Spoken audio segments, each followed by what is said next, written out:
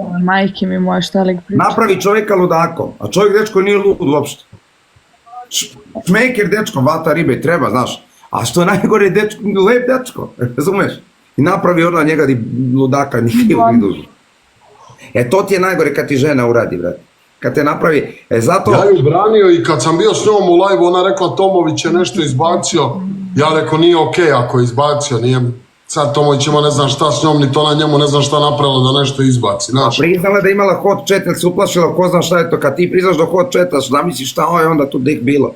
Ja, ali znaš, ono, svaki put kao navrćem na njenu stranu, znaš, ali uvijek kajem, ono, gotiva mi žena. Nisam nikad, ne bi dozvolio... Ne, nego su oni navikli su oni na mene tu na TikToku, znaš, ja sam tu blag, brate, jedino kad popijem ih znam malo dovesti u već.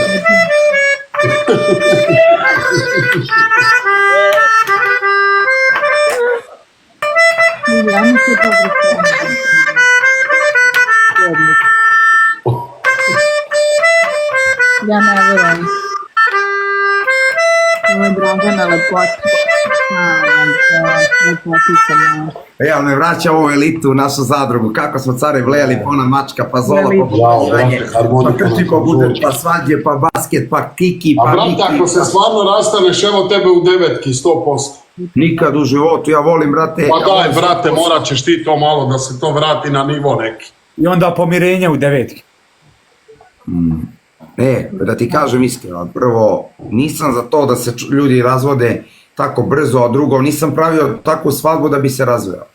Drugo, Dragana lepota.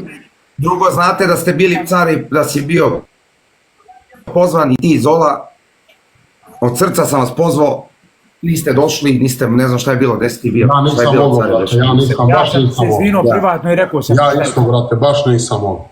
I to mi je baš žao što nisam bio, ali rekao sam.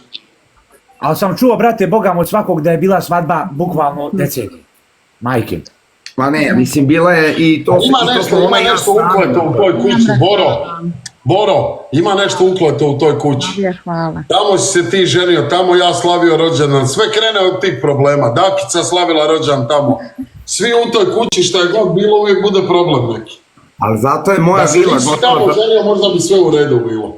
Za mesec i po dana mi je gotova moja vila.